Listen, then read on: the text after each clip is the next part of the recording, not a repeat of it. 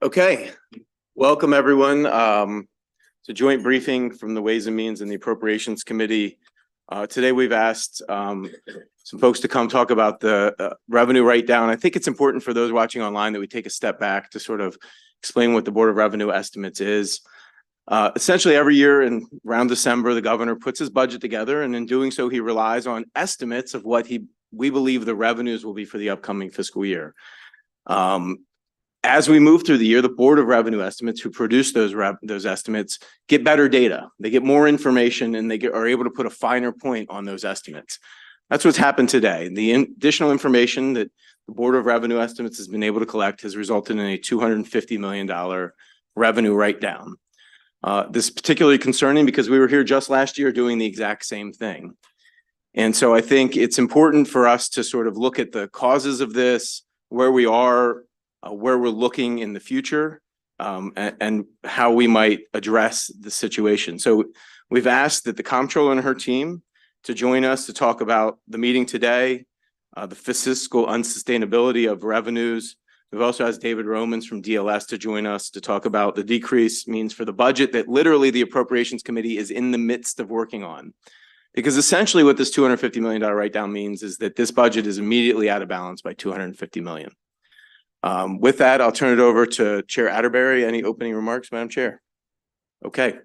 We will take questions just as a housekeeping. If you are in the back row and you have a question, just raise your hand. We'll move you up to the front row and you can ask a question with that.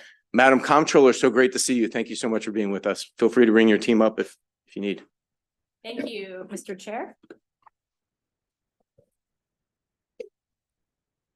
Mr. Chair and Madam Chair, thank you for having us back again this year. We have stopped meeting like this. It's great to be here with the Appropriations Committee and the Ways and Means Committee. We recently, as in about an hour ago, concluded our March Board of Revenue Estimates board meeting, where we adopted a revised forecast. We forecast total general fund revenues of $24.5 billion in FY24, which is an increase of 3.6% over the FY23 actual revenue, $24.7 billion in FY25, an increase of 1.1% over the currently projected FY24 revenue. But this means that there's been a $120.3 million reduction for FY24 compared to the December estimate, and a $134.9 million reduction in FY25 revenue compared to the December estimates. So a $255 million write-down over those two fiscal years. I'm so pleased to be joined today by our Chief Deputy Comptroller, Andy Schoffel, and the Director of the Bureau of Revenue Estimates, Robert Rehrman. And Robert is going to walk us through his presentation so you understand where these numbers come from and what they mean. Thank you. Thank you, Madam Comptroller. Thank you, members of the committee, for the opportunity to go over the forecast. And so I think turning to page 3, I'm going to talk about the summary of the changes, kind of big picture. Now, this March forecast is about a reduction in the personal income tax. Almost all of the reduction is due to that, except for that one-time adjustment in 24. That modest reduction in the sales tax.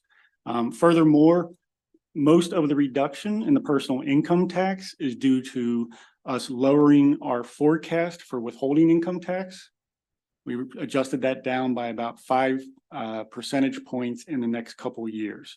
We have also made a modest reduction to our estimated payments, but most of my presentation is going to discuss the withholding income tax. Now, if you notice, when you look at an ongoing general fund revenue basis, kind of the cleanest look at how revenues are changing, our forecast is essentially flat now compared to the prior year. Now, what's causing that? And although we do have weak growth in our personal income tax, that's sub 2% in this year, if you notice, there's negatives in these other major categories. Now, this does come with one caveat, is the recent legislation has diverted a greater share of the sales and use in corporate income tax to special funds. That money's not going away.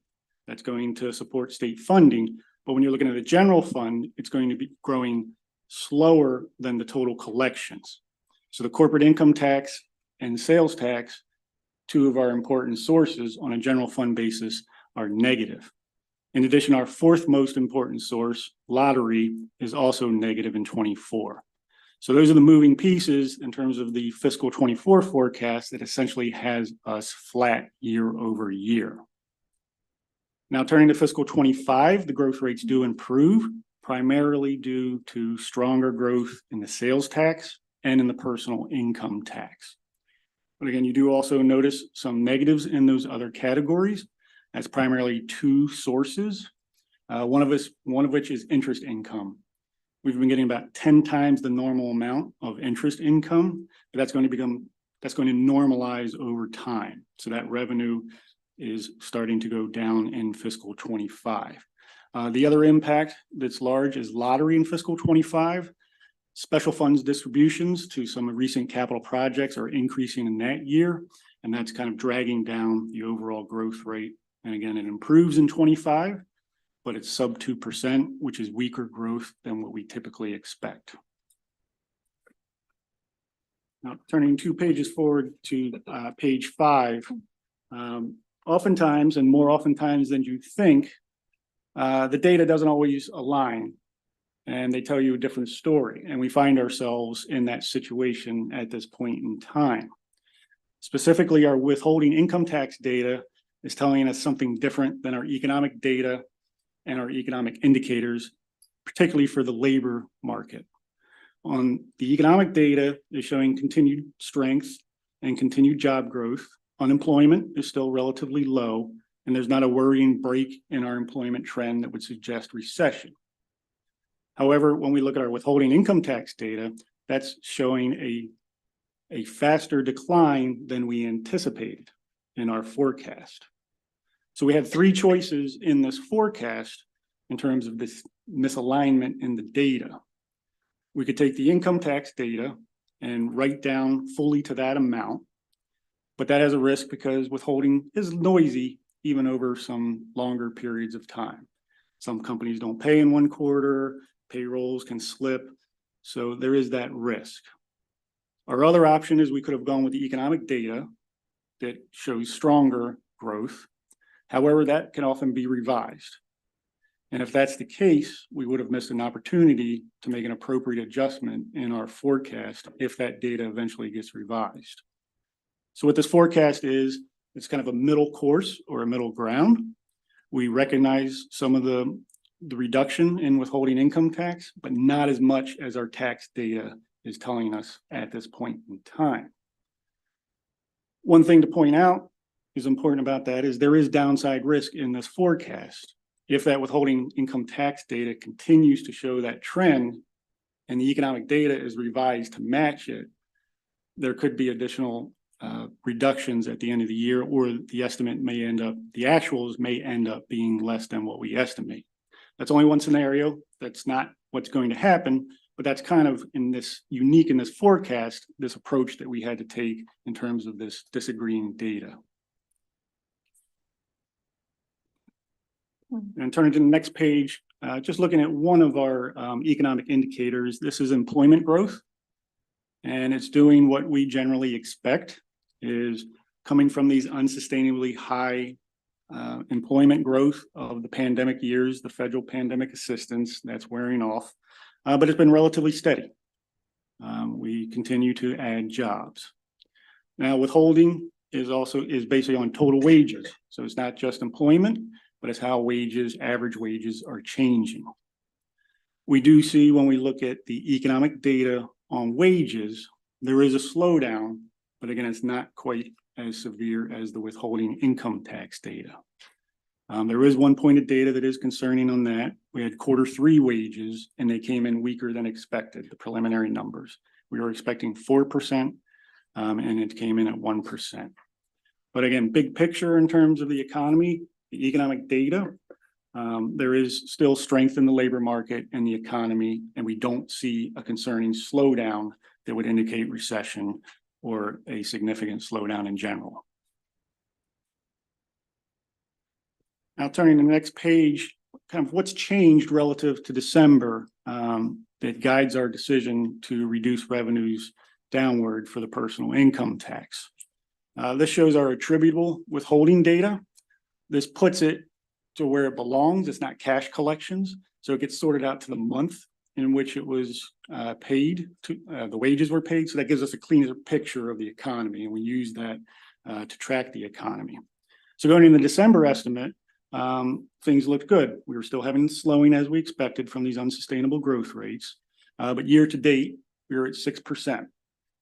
And that's high. Typically a good year or an average year is 4% growth in your withholding.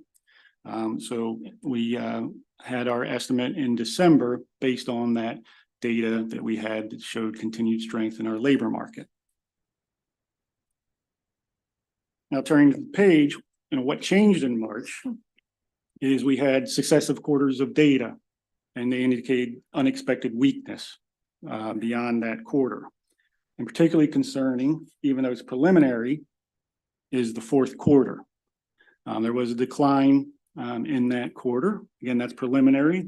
We continue to get collections, even maybe through February for the previous year. So that may come up a little bit, but we've gone from 6% year-to-date growth to 2.7% growth.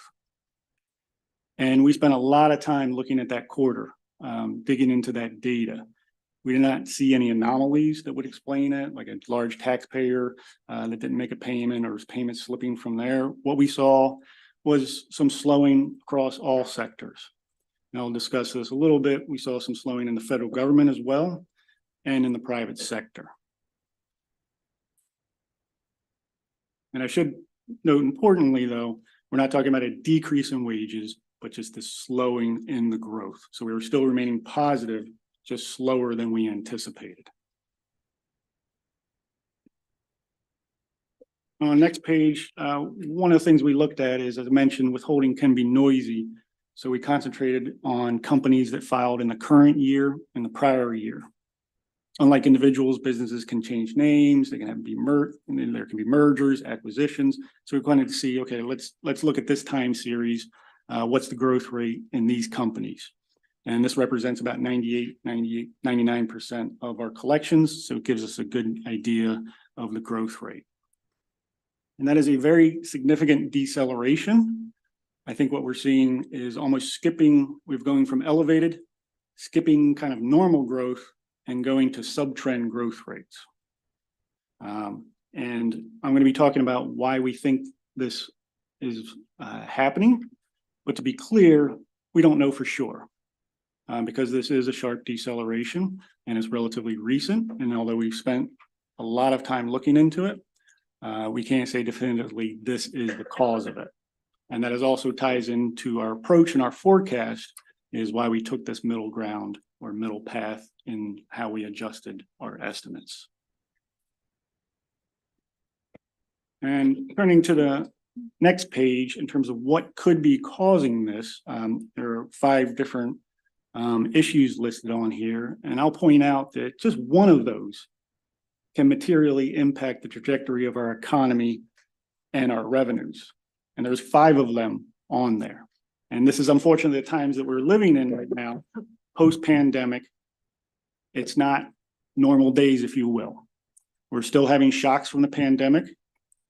And as noted on here, we've had a significant shift in federal economic policy.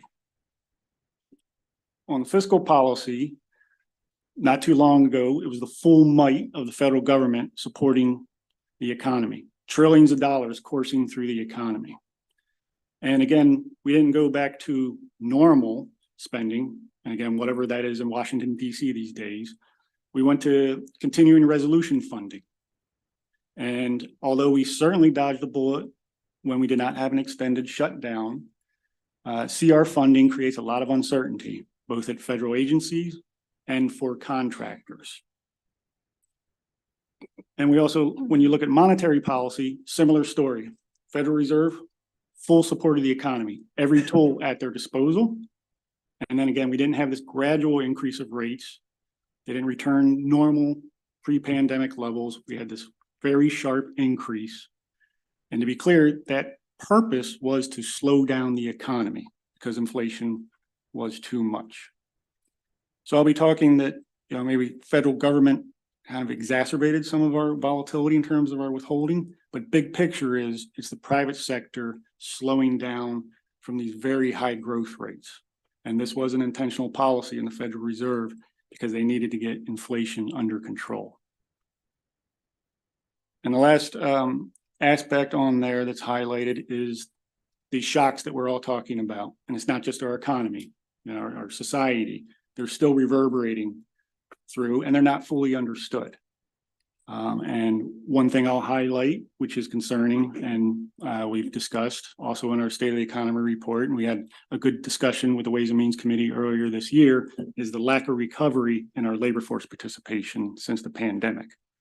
That's relatively unique to Maryland. Our neighbors have generally recovered, and the nation has recovered as well. So there's a lot of moving pieces there that have a lot of powerful impacts of our economy. And that's what we believe in conjunction could be causing this slowdown. And as an illustration of that, on the next page, this is federal data of federal purchases of goods and services. This is not spending for agency employees. This is a good indicator for contractors. And again, outsized impact in Maryland, we know the federal government has. So this is looking at federal government going out purchasing goods and services from the economy. And when you look at that, again, there was the ramp up in the spending in the pandemic years. But you do look at these last few quarters, right around when the CR funding took effect, we had that slowing in that spending in this national data.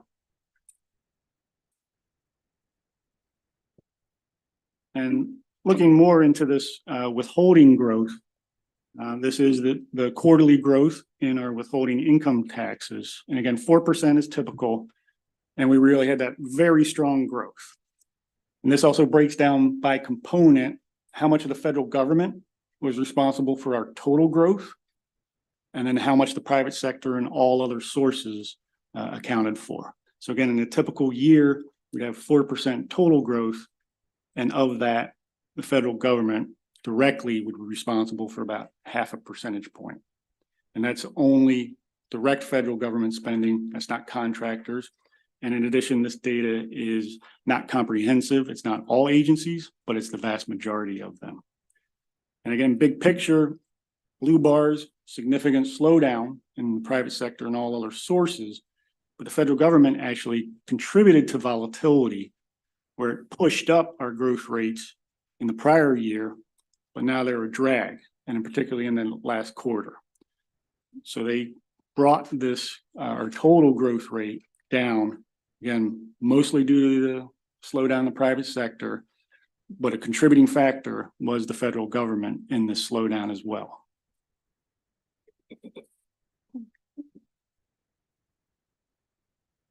On the next page, have estimated payments by tax year. And we did make a modest reduction because collections are weaker than we expected.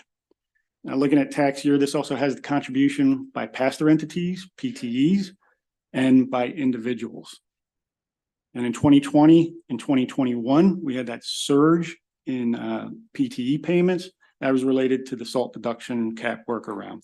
There was a bunch of companies contributing or participating in that. However, in 2022, we had a weak year in both estimated payments and final payments. That was mainly due to a drop in pass-through entities. This year, the weakness appears to be in individuals. Pass-through entities at this point are roughly level. And that's a little surprising because tax year 22 was weak and we're having some weakness on top of that. And one thing this does often tie into our final payments, and I just want to highlight also this incredible volatility that we've had in final payments in the last 2 years. 2 years ago, we had a 50% surge in final payments. The next year, we have about a 20% decline. That's the greatest volatility over a 2-year period in the 45 years of data that we have. And again, it highlights that there are just some unusual things occurring in our revenues. And it's really, we believe, generally related to the pandemic and the sorting out of the pandemic assistance those effects fading before we can kind of try to get to kind of our baseline growth. And putting the forecast in context on the next page, in the 5 years before the pandemic, ongoing general fund revenues were growing at 4.1%. So as was mentioned, in this fiscal year, we have adjusted downward our growth rates as these revenues have come in less than expected. But I think it's important to note we weren't bullish on revenues. We had a forecast that was below our trend growth rate. And in addition, we've been more conservative than our economic consultants that provide us a Maryland-specific forecast. So in essence, we were actually too optimistic, and we've had to reduce our forecast as the revenues come down. And I think if you look back to probably the first time we produced a fiscal 24 forecast, if we would have come out with a flat forecast, that would have been seen as just not credible given the underlying economics, and that's correct. So one thing I want to highlight as well is not only this point in time where we're having this withholding data in disagreement, there's kind of a disconnect between our economic growth and our revenue growth. So we also looked back and kind of our revisions to our economic forecast, going back to when we first produced our first estimate for this year. It's really not changed. There's not really anything fundamentally changed in our economic performance. It's just the revenues have come in weaker than what the economy and that growth would suggest. And finally,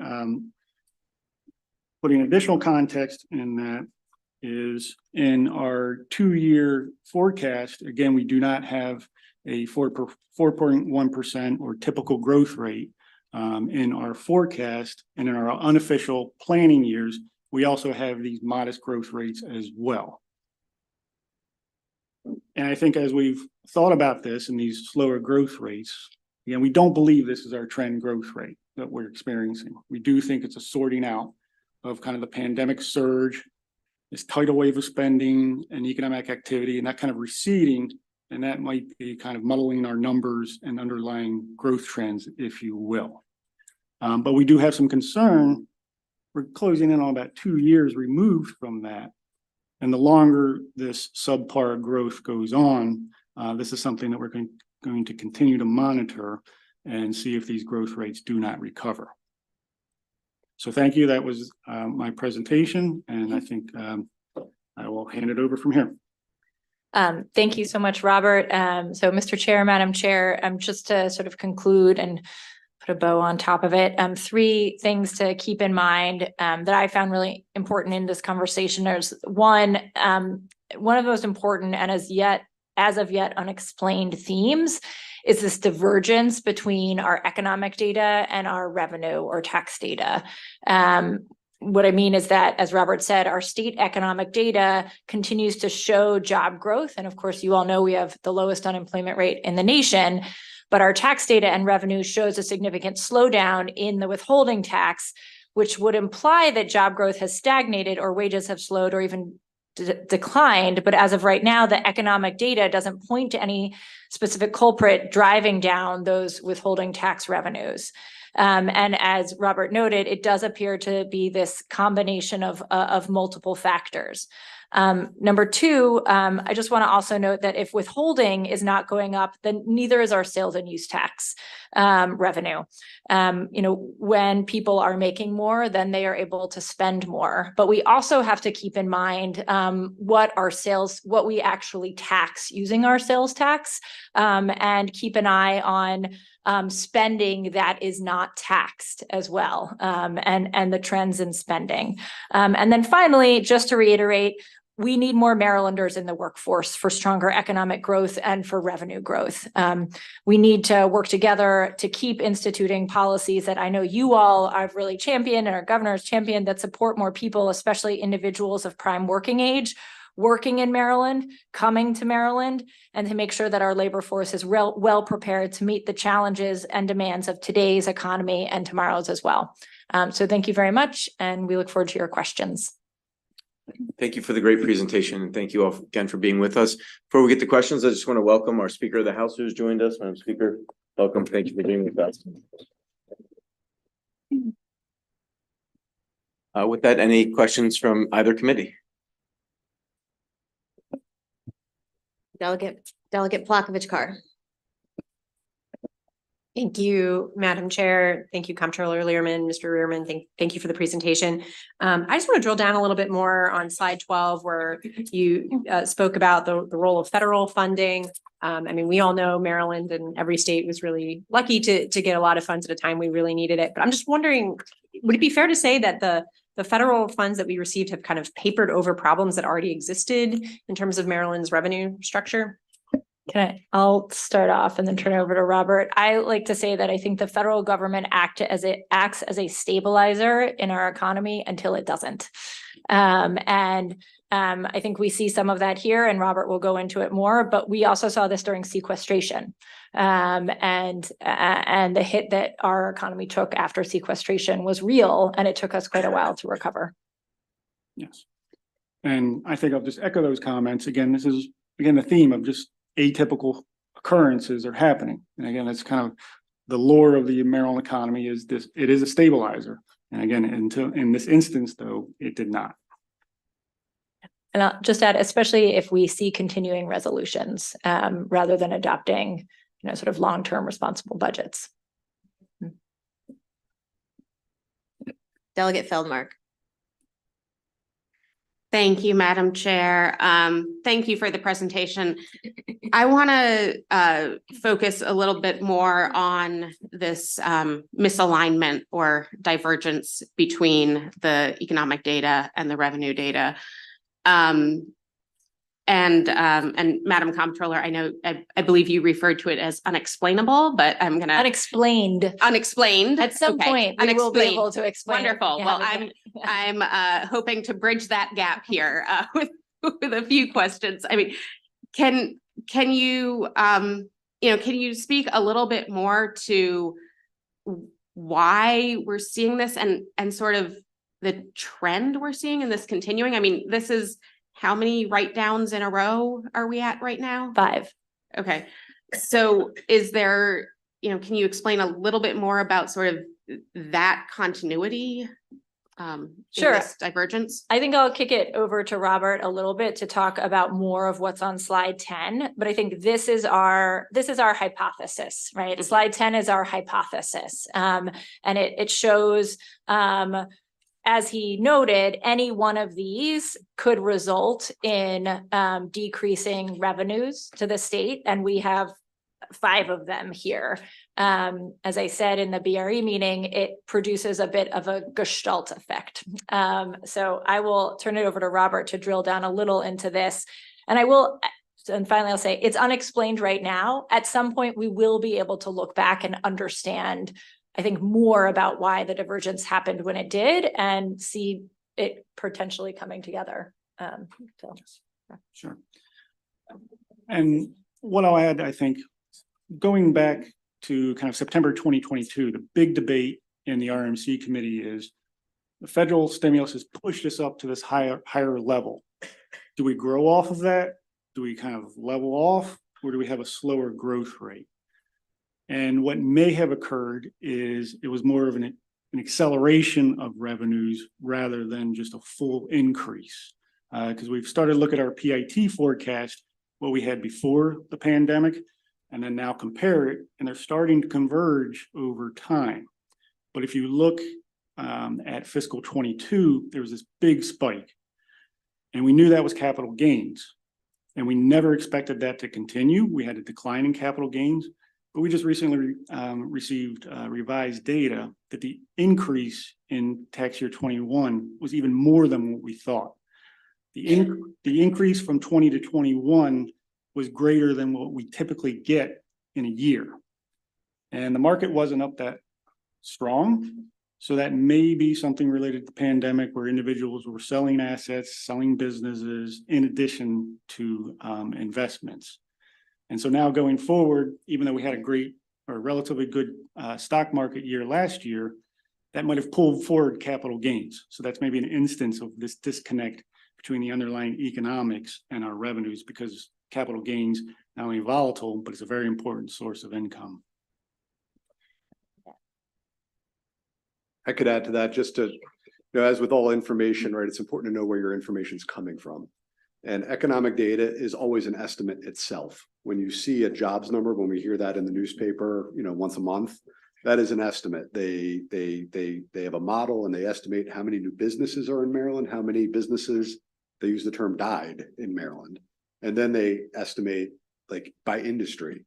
So there's a lot of estimates that go in there that get revised, whereas our revenue data is a census of the wages. So it is a very strong data source, and that's why there is a deferral to that over the economic data as these trends occur.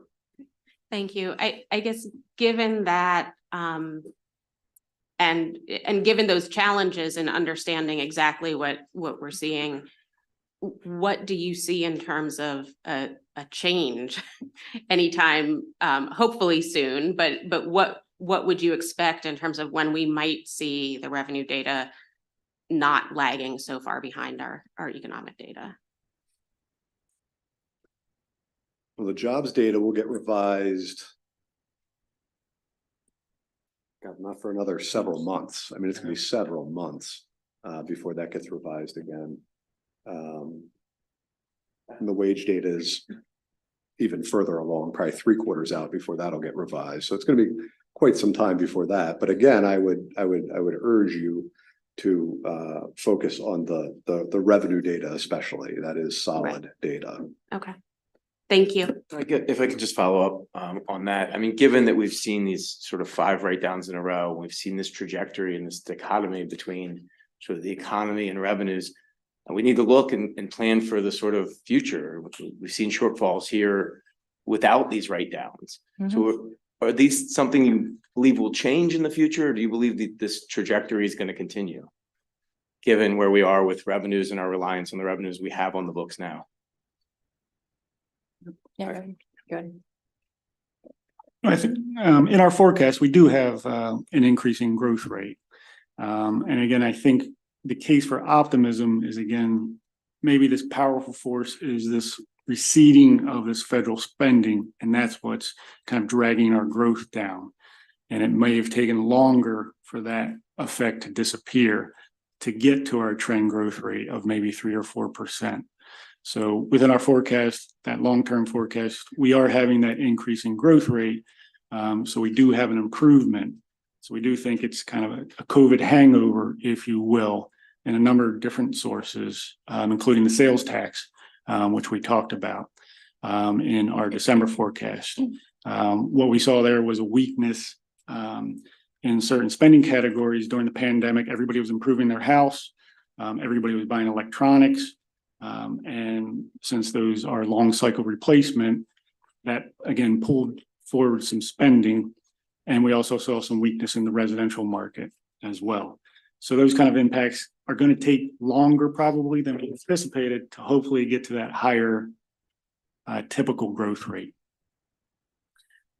So continued challenges, but I think that TBD, right? We all want to obviously want to see things improve. And we do believe the economy is strong, but the revenues as they are right now, as you noted, are after 5 write-downs, they are not keeping up.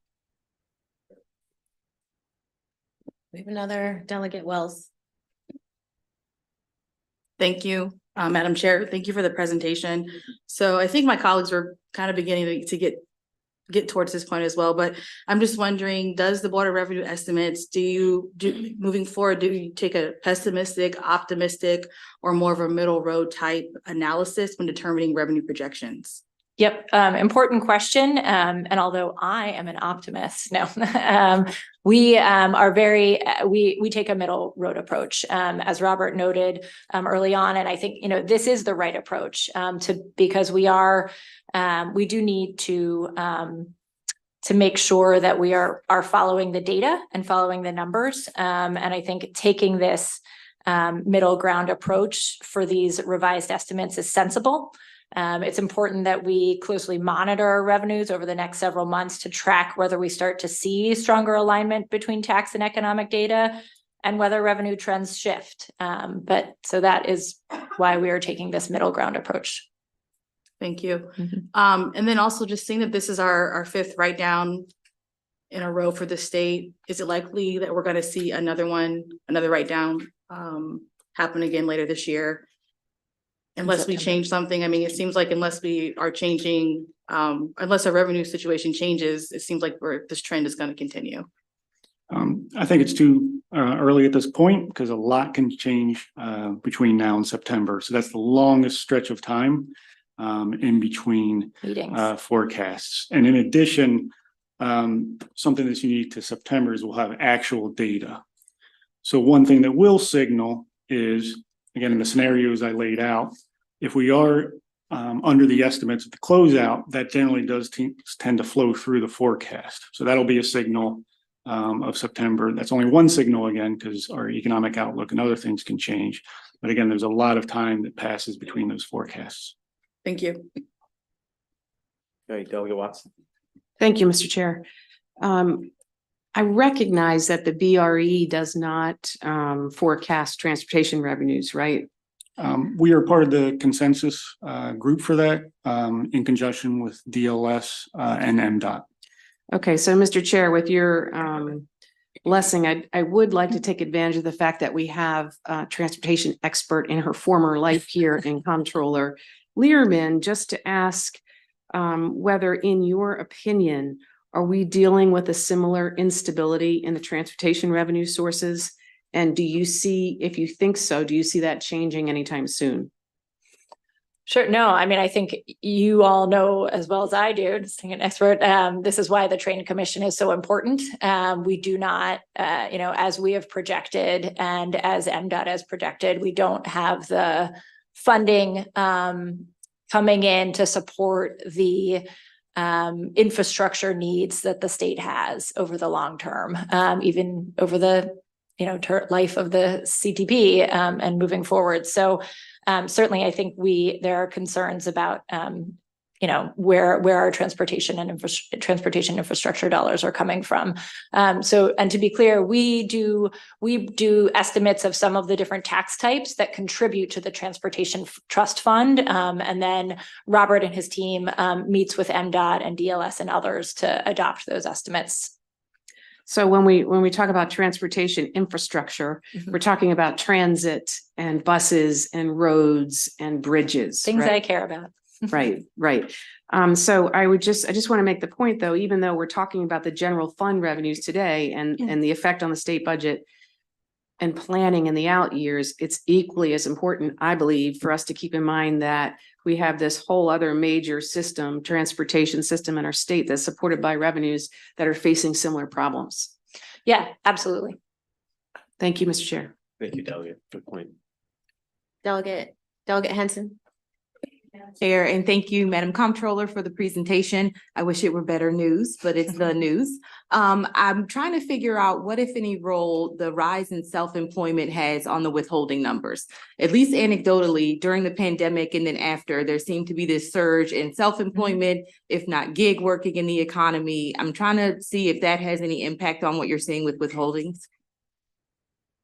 Sure, and that does speak to, again, all these different things that are occurring, and I'll also add remote work to that. That's something that's also changed. So I think it may have an impact, but not enough to explain this. And then if we don't get it within withholding, we're going to get it through other sources, though. Thank you. Thank you, Madam Chair. Delegate Young. Thank you, Madam Chair, and thank you, Madam Comptroller and team, for the presentation. My question has to do with the labor force participation rate. You note on slide 10 that we haven't seen a recovery in that. I'm looking up the Federal Reserve data. I can see that the United States has recovered almost to pre-pandemic levels, but we have been flat and we remain 4% below where we were. Yep. Can you give us a sense on, do you have any information on why that might be and what we might be able to do to change that? You have a 130-page report I can share with you now. So yes, I mean, this is largely one of the things that we talked about in our State of the Economy report. Job growth is constrained because of this decline in our labor force participation. So, when we don't see more and more Marylanders coming into work, there's fewer and fewer people who from places from which the withholding tax is being paid, right? And so in order to bend that curve, you either need everybody to get a massive raise or you need more and more people to be in the workforce so that we have more withholding. And so this is, I think, a fundamental challenge that our state is facing is this labor force participation. Right now, there are a number of theories that we share in our State of the Economy report, having things from opioid use to mental health issues to women leaving the workforce. And I think to declining, to people leaving the state, declining population, just fewer numbers of people. We do note as well the important role that immigration plays in Maryland and in our workforce. I think immigrants represent 15% of our state's population, but 20% of our labor force. So there's there's a lot of reasons that we share for hypotheses that we share for why the labor force participation rate has declined. But it is a fundamental challenge. And until we are able to overcome that and bring more workers in and encourage more people to rejoin the workforce, we will struggle. Thank you, Madam Comptroller. Thank you, Madam Chair. Any more questions from the Ways and Means Committee? Anyone in the back? Appropriations. Well, Madam Comptroller, thank you and your team so much for being Thank here. you. I think it's certainly sobering news that you've presented. Our expectations aren't, revenues aren't keeping up with our expectations. And Yep. We have a budget shortfall, even given your optimistic outlook, which is even more sobering, right? Because if that optimistic outlook doesn't come to fruition, it's going to exacerbate what we're dealing with here in the Appropriations Committee. So I think that's a good sort of segue into Dave Romans, who will present next. But thank you all so much for being with us and your great work. Thank you, Mr. Chair, Madam Speaker. Thank you. Welcome, Mr. Romans. Thank you, chairs and Madam Speaker. I think you have a document from us. It's very short compared to the last presentation. It starts general fund budget outlook for fiscal 25, and under the administration's proposal, before the write down and everything, they had a cash balance at the end of fiscal 25 of 103 million, which beat the spending affordability committee goal of 100 million. And they had a structural budget gap of about 456 million, which was well below the 508 million structural deficit goal that the spending affordability committee set. But then you can see we've built in the revenue impacts, both on the cash and the structural, and you end up with a negative cash balance of about 150 million after accounting for the 2 years of revenue write-downs. So that means the Budget and Tax Committee over in the Senate, and then this committee, Appropriations Committee, will need to take actions on top of what the administration proposed, including the administration's Budget Reconciliation and Financing Act, to bring the budget into balance. So you need to do at least 150 million of additional actions. And if you want to get to the 100 million fund balance goal, you need to do about 250 million of actions. And quite a few of those need to be structural to keep you aligned with your structural goal. Really, that's the big picture. I don't want to belabor this more than necessary, but that's sort of where you are. You're definitely going to need to find some additional reduction options or revenues or some combination of the two. Thank you. Questions from either committee? Let's see if people are out of place here. So Delegate Lewis. Thank you, David. As always, analysis is appreciated. Given the outlook is negative, I just wanted to get your feedback on, like, if we were to hit a recession at some point this year, like, how would that affect our revenue situation? Well, obviously, a recession will lead to much greater revenue losses than our forecast in the BRE. As you heard, I mean, the underlying economics that the BRE was using are still for, a growing economy. So I mean, if we get a recession, recessions tend to be, you know, 400 or 500 million if it's a very mild recession in the first year, and then kind of a similar level versus the revenue estimates the second year. But that's a mild recession. So I mean, you'd be looking at a substantially more challenging situation than is shown here. Thank you. Thank you, Mr. Chair, and thank you, Mr. Romans, for this information. So I'm thinking about the rainy day fund, and I have a couple of questions about that. When I think in general about some of these challenges that we're facing, I think about it often on how it relates to and how it impacts negatively some of our most vulnerable Marylanders who receive some of our state investments that come through our subcommittee in particular. And so on the rainy day fund, can you share a little bit about what percentage we're at in the rainy day fund based on the actions in the governor's introduced budget? It's roughly 9.5% of general fund revenues, or about $2.3 billion in the rainy day fund under the governor's plan. Okay, thanks. And I know we've been thinking about accepting the DLS recommendations related to authorizing budget amendments on Medicaid and foster care entitlement deficiencies. So if we take those DLS recommendations, what percent would that leave the rainy day fund at? About 8.6%. Wow, I love that you can rattle off these numbers off at the top of your head. That's amazing. This math major's heart is very happy. So I know that there are a lot of maneuvers to balance the budget, but just for argument's sake, if the administration did no revenue actions next year and only use the rainy day fund to balance the budget, what percentage would the rainy day fund be at? So, I mean, there's the deficit projection for next year with the revenue write down and with the Medicaid underfunding that presumably means future years Medicaid costs would also be higher, is in the $1.3 to $1.4 billion range. If you were only use the rainy day fund, that would be equivalent about 8% of Got it. Okay. taking 8% out. So you'd almost have used the rainy day fund. I'm sorry, I didn't catch the last sentence. Can you repeat that? I'm sorry, it would be about, it'd be about 6% that you'd be taking out. So you'd still be at 2 or 3% in the rainy day fund. Got it. Okay. And then how much do you think we should have in the rainy day fund to weather a recession? So back in the late, like I guess it was about 2017, 2018, there was a study that led to the state's revenue volatility legislation that sets aside revenue. And the study looked at that question, and it indicated that to sort of weather the first 2 years of a mild to medium recession, you want it to be at about 10% of state revenues in the rainy day fund, which is where we've been the last couple of years and where you're close to with the administration's budget. Got it. Okay. And so I think based on the information you've shared, super helpful information, we're really just not doing the responsible thing right now. And we're relying on a source of funding that is just one time. It's really meant to help the state during these critical emergencies. And so I thank you for the information, and thank you, Mr. Chair, for the time. Delegate Smith.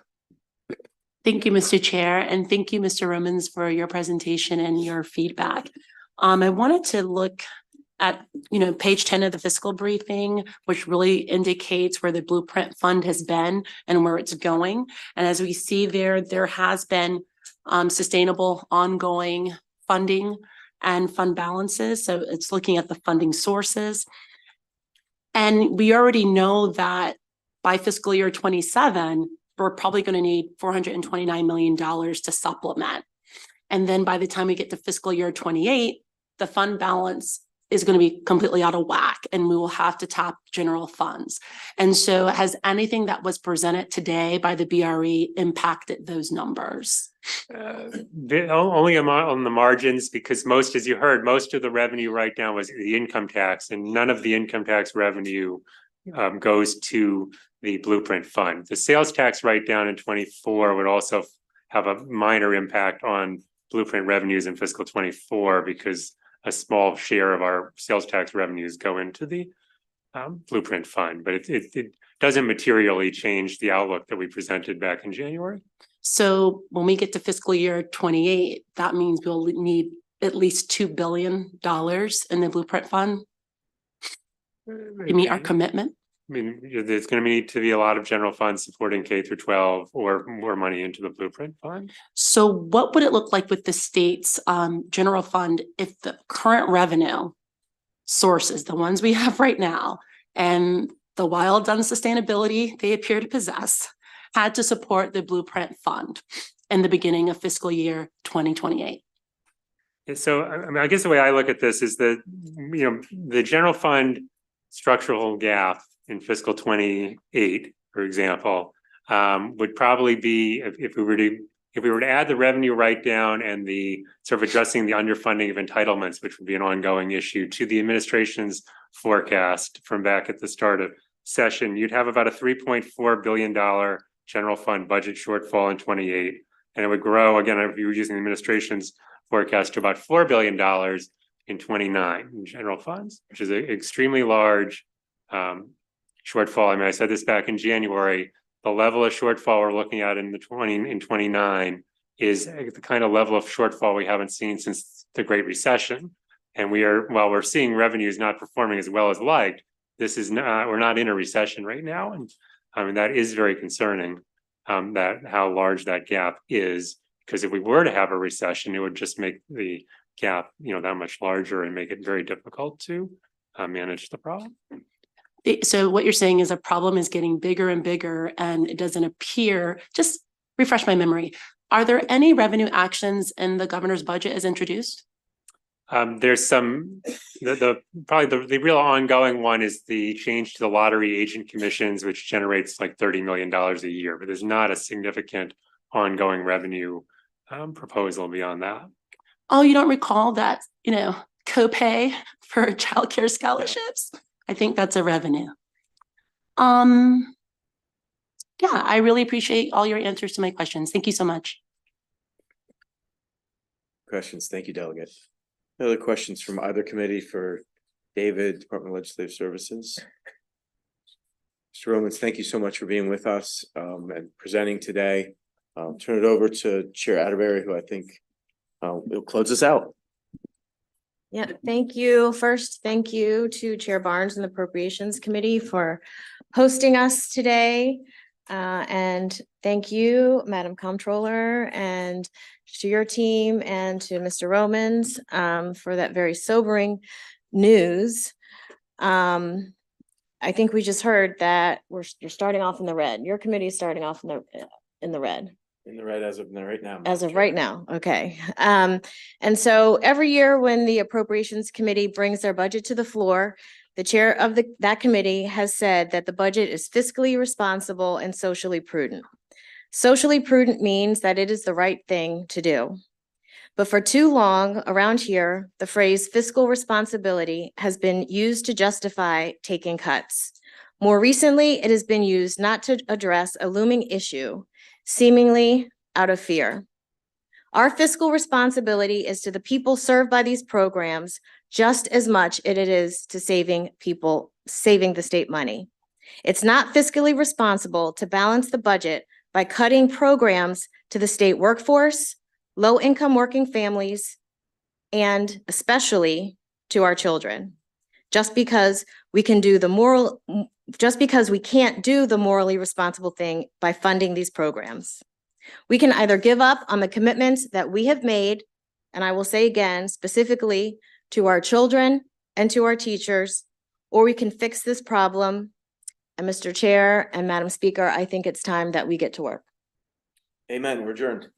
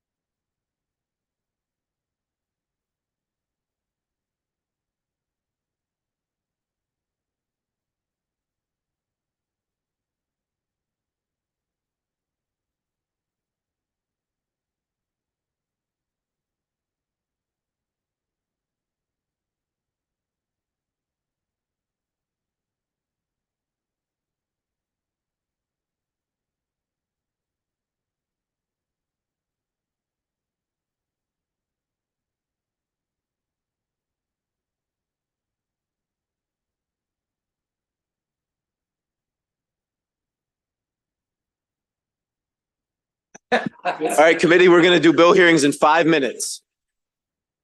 5 minutes for bill hearings.